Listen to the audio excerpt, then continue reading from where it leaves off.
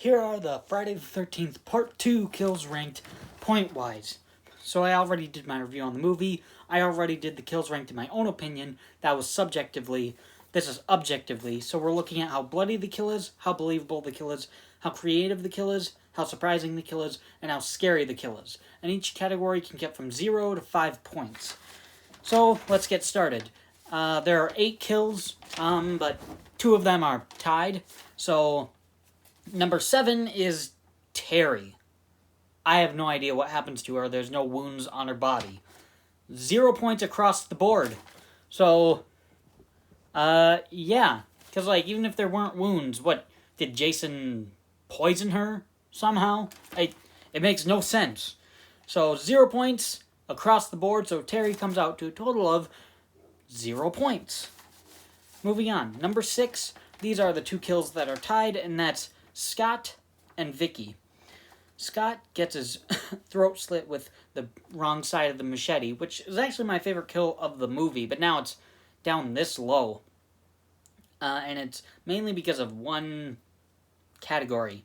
So 3 points for how bloody it is. It's easily the bloodiest kill of the movie, while still not being overly graphic. But the category that actually kills it is how believable it is, because it's 0 points, because it's with the wrong side of the machete. It would not it would not kill him. It wasn't the sharp side of the machete, so that's 5 points lost. So that 0 points for how believable it is. 2 points for how creative it is. It's not that creative. 2 points for how surprising it is. It's not that surprising that this character dies. And 1 point for how scary it is. Kind of scary, but not really. So Scott comes out to a total of 8 points at number 6. And I will say, if it was believable, that means it'd get 5 more points. That means it'd get 13. It would be in the top 3 or something. But unfortunately, it doesn't. It comes out to 8. And Scott is tied with Vicky, who gets slashed and stabbed with a knife. So 1 point for how bloody it is, because there is some blood on her leg. 5 points for how believable it is, because she gets stabbed just below screen, and that's why it's only 1 point for how bloody it is, because she gets stabbed in the stomach, but you don't. It's off screen, and you only see some blood on her leg. 0 points for how creative it is. It's a stabbing and slicing. That's not creative at all. 0 points for how surprising it is. I'm not surprised that she dies. 2 points for how scary it is. It's kind of scary. So both Scott and Vicky come out to a total of 8 points at number 6. Number 5 is Deputy Winslow. He gets a hammer claw to the head. 0 points for how bloody it is. Just because there's no blood for some reason. They just don't show any blood. 5 points for how believable it is, because of course that would kill him. Hammer claw to the back of the head, of course. 1 point for how creative it is. It's not a creative kill at all. 2 points for how surprising it is. It's not that surprising that he dies. Again, he's a nothing character. And then 1 point for how scary it is. It's really not that scary. So Deputy Winslow comes out to a total of 9 points at number 5. Number 4 is Alice. The very first kill of the movie, the final girl of the first movie, gets killed. Ice pick to the head. Another kill that has 0 points for how bloody it is, because you don't see any blood for some reason. But 5 points for how believable it is, because that would kill her, an ice pick into the head.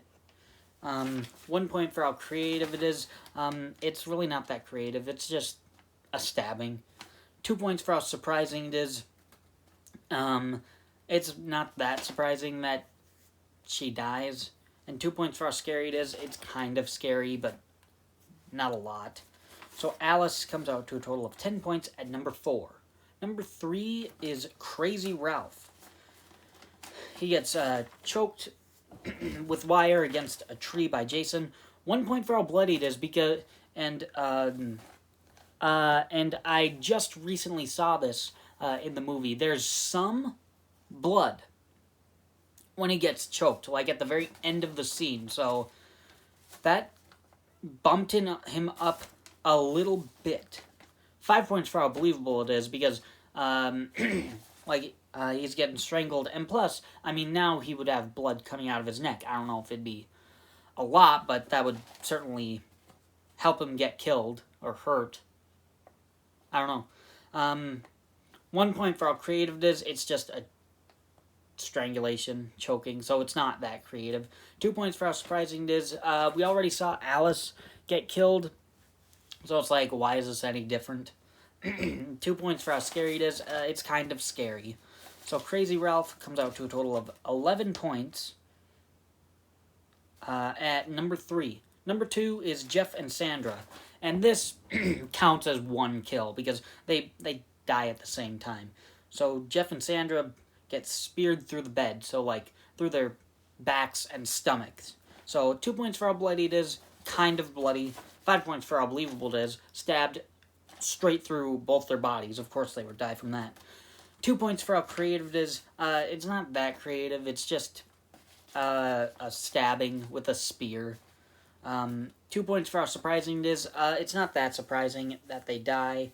And 2 points for how scary it is. It's kind of scary. So Jeff and Sandra come out to a total of 13 points at number 2. But the number 1 best most pointed kill of Friday the 13th Part 2 is Mark.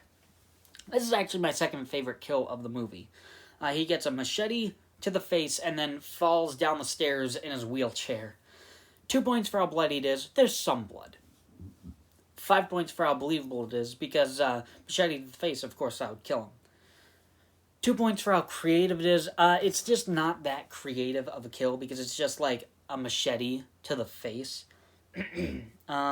3 points for how surprising it is. It was kind of surprising that he died. And then 3 points for how scary it is. It was kind of scary. Not all 5 points, just because there's a bit of a comedic side to that, of him falling down the stairs in his wheelchair without falling out of his wheelchair. Like, that's a little silly. That's a little comedic. So Mark comes out to a total of 15 points as the number 1 best most pointed Friday the 13th Part 2 kill. Thanks for watching.